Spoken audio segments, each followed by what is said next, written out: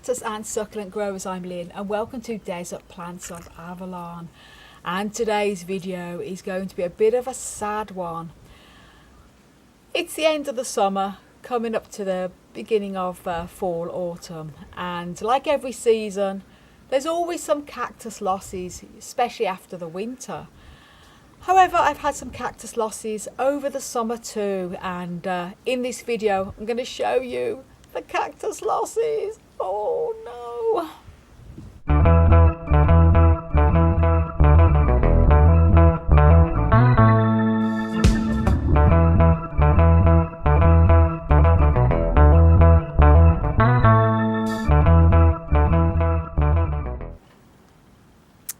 This is Honey.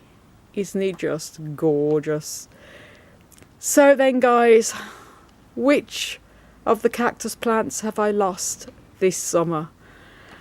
Well, first of all I'm going to start off with this one. Oh, there's a little bee on there. My Mammillaria carmenera. And this I'm absolutely gutted about because this is one I've had for about 30, that's right, 30 years. And it is just completely, I'll just show you here, gone to the cactus dogs, as they say. And to be honest with you, this has been very up and down over the past few years. It hasn't flowered for a long time, and it used to have beautiful little pinky, sometimes white flowers in a gorgeous ring. And as I say, it's a very old cactus that I've had. It is one that is known to be extremely rot prone, but I've always been very, very careful with it. And I just want to let you know that although I've had, obviously the cacti are all out here, outside in the garden, protected by tables and things like that, until we get the new greenhouse, I have kept this one extra protected. So it has been under the table and it's only had water when I've watered it. So I know it's not because it's been outside here getting rain. Plus we've had a very dry summer, spring and summer. It was actually going a little bit, you know, strange for a while. I took it out the pot numerous times last year, the year before, even this year, and the roots looked okay, but I know there was something going on with this plant, and unfortunately it's just died from the inside out. You can actually see there it was starting to come into a bit of new growth this year as well, this summer, a new bit of green there, and a little bit there, as you can see.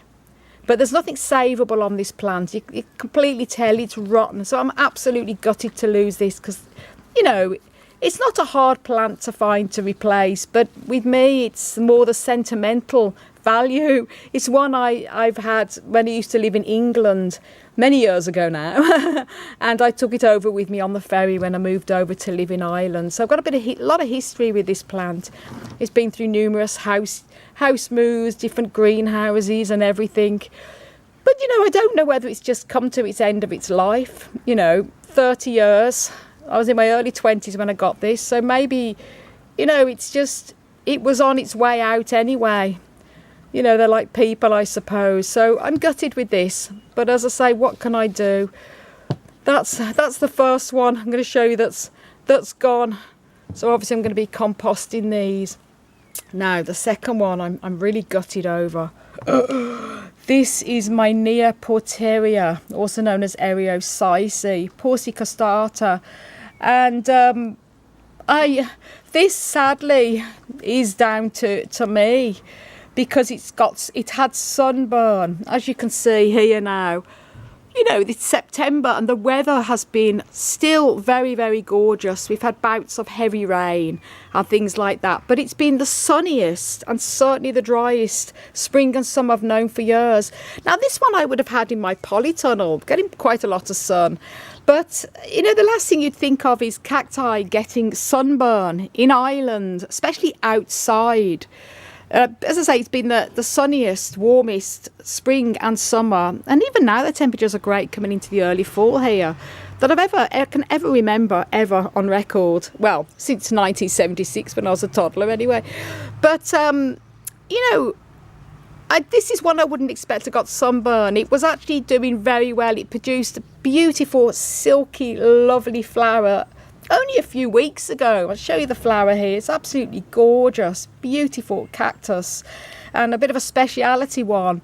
And I was thinking I'm going to give that a repot, you know, later on in the spring, because we're waiting for the new greenhouse, which could be another couple of months. So I thought, you know, I have plenty of time to repot and then protect it from rain and things like that. But I noticed only a few days ago that the top had got completely sunburnt. Now I had this here with a lot of the loft, and I had it there. So although this table gets sun, as you can see, it is sort of semi-protected a little bit as well by the table, and certainly protected from rain. So it wasn't as if it was here with full direct sun all day. And I noticed it had sunburn. I didn't worry too much because cacti, in my experience, always recover from sunburn, and they will just outgrow the damage. But I was gutted because it hit the growing tip. So I thought, well, I moved it under the table to give it even more shade. But the next day, I got up and checked. It's completely gone, dead. So it's burnt, obviously, to nothing. You can see there, so it had a good root system on it. But it's not savable. It's completely, look at that, squashable, dead as a dodo, gone. Just a mass of spines, and so quickly as well. So this has just been because it's been so warm, and obviously it's just too much. These particular cacti, the Neopoteriero, this particular one does like to have more shade. And the last thing I ever would have thought would it getting sunburn out here in the garden. You know, if these cacti that I've got here would have still been in the polytunnel that I normally have this spring and summer, I think I would have lost a lot of plants, because even with the two big doors opening, the fans going on in there, I think they would have cooked, because it's been, you know, they've been very hot even out here with all the fresh air. And bear in mind, guys, I'm on the coast here in the new place, so we get a lot of airflow, but they would have cooked. So I think, you know, despite getting sunburn, I'm gutted about this. It's not savable. I think I would have lost a lot more if they'd been in the polytunnel. I probably would have had to take them all out because of the heat. But I'm gutted about that one again. So sad. I probably had this one now probably for about 10 years or so, 11 years. Hard to remember exactly, but I know I've had it for a good few years. So that's the second goner. Now, the third one I'm not actually surprised about, because this has been dodgy for at least 2-3 years.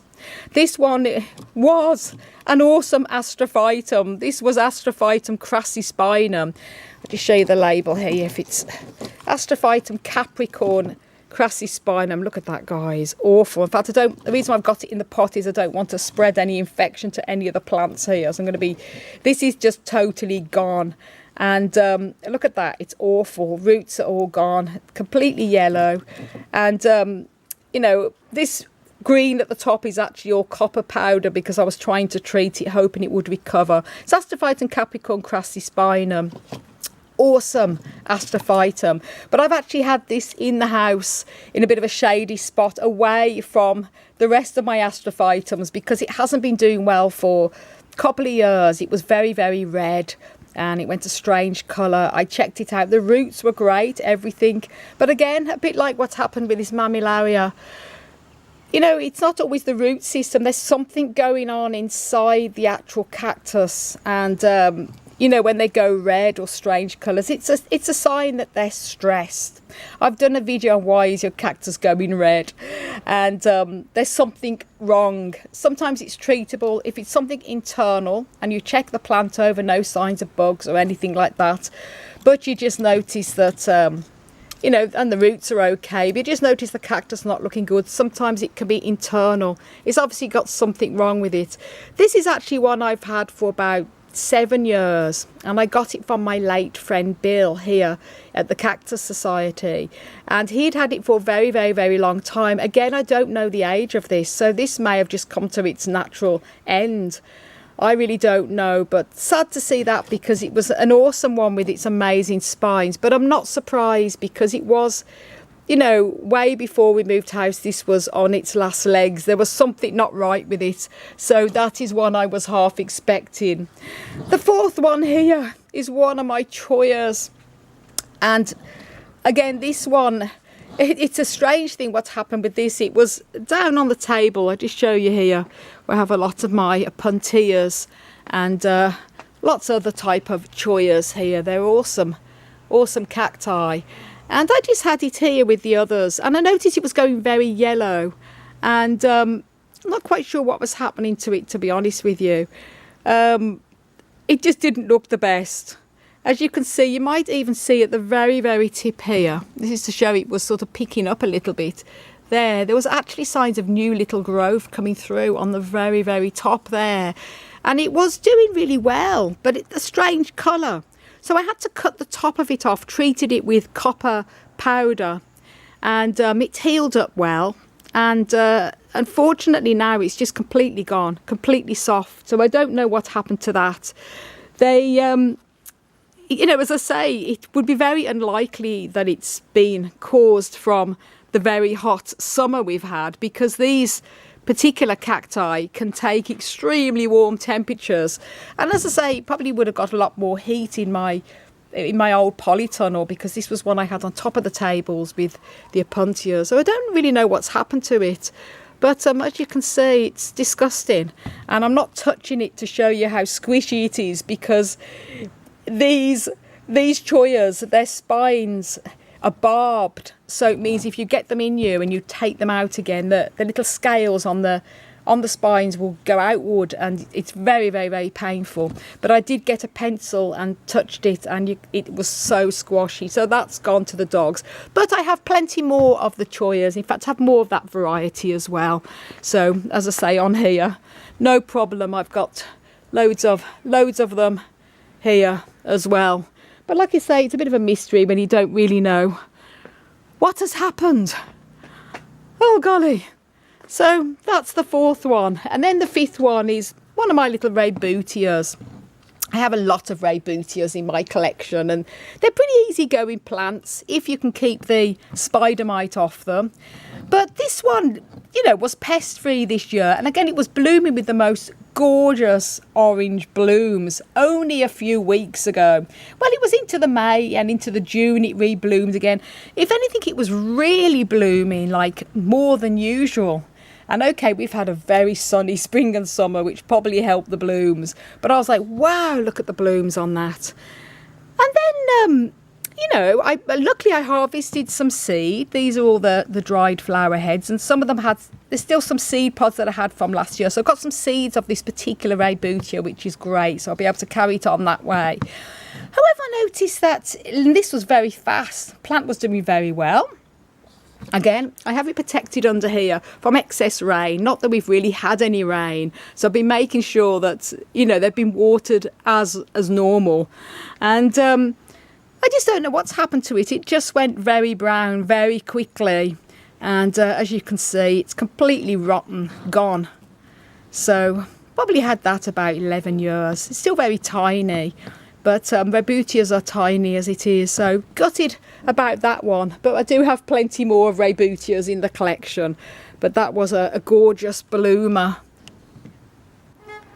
So then, guys, the one good thing, you know, those of you who've been following my channel know that we're without a greenhouse at the moment. We've got the greenhouse base done at the bottom where the greenhouse is going to go, which I'm very excited about. But the greenhouse company are doing their absolute best for us to get the greenhouse delivered and installed as soon as possible. They did say that the initial installation date they gave me only a few days ago was, hey, we can deliver on the 27th of November. This year, November, guys. So I panicked, obviously, because this is all my collection, all under tables here. You know, they're okay for now because it's still early-ish September. But, you know, the weather is changing and it's starting to get very wet now. And when it rains, we've had heavy rain. So these plants have to dry out in plenty of time before we put them into the greenhouse. And the only way we're going to be able to do that is by taking them all into the house. Possibly at the end of September, if not sooner, especially the ones in the very big pots, because they will need to dry out. And the thought of having all these plants in the house, guys, I love them, but you know, you've got to be practical. There's not enough room in our house. So I had to ring them up and I was panicking, really stressed. I said, 27th of November, I said, I can't do that. I said, I've got, you know, hundreds of cacti. And I said, I'm a YouTuber and all that. And I think that got them going a little bit. They think, oh, she's going to do a video and complaining. But they were a great greenhouse company. And the guy who's dealing with is a lovely, lovely man. So he said, I understand. He says, well, I'll do my best. We'll try and get you in, obviously, before then. So fingers crossed for us, guys, that we can have the greenhouse up and running very soon. But if not, you follow me on my journey anyway. If I have to bring all these into the house, then that's going to be all fun and games. And follow me while I do. I'll be filming updates. But we're not there yet, so hopefully it won't come to that. But we'll see how it goes. And yep, Honey, our gorgeous cat, he's sunbathing. He loves to chill out amongst all of the cacti.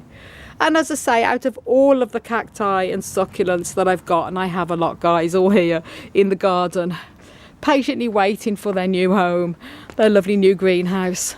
On a positive note, they've all been doing really well. I have a lot more inside the house as well, in other rooms, some of the ones that to protect them from slugs, but a lot of the majority here that are going to be going into the greenhouse are all here. All been doing very well outside over the spring and summer months and now into the early fall. And this Trichoceros grandiflora has been constantly budding, as you can see there. But as I say, it's been stressful, and it's the not knowing when we're going to get the greenhouse that is, nerve-wracking. But we'll manage, and if I have to bring them all into the house temporarily till the greenhouse is up, so be it. There's a way around everything. Hey, Honey? So guys, obviously it's sad to lose plants, especially when you've had them a long time. But as I mentioned, considering they have been without the greenhouse, and they have done very, very, very, very well, but the majority of all the others have thrived in this amazingly warm, dry spring and summer that we've had this year. And have you lost any cactus or succulents this year over the growing season? Let me know in the comments down below. Do leave a comment, even a heart or a smiley face or a sad face, because every comment really does help the algorithm. Do follow me on Instagram and Facebook at Desert Plants of Avalon. Check out my website, desertplantsofavalon.com, for lots of growing tips on there. And do subscribe and click that notification bell. I want to wish you all a fantastic healthy cactus powered day. And this guy, my Sentimental sinalis that I call Einstein, is having a bit of a bad hair day.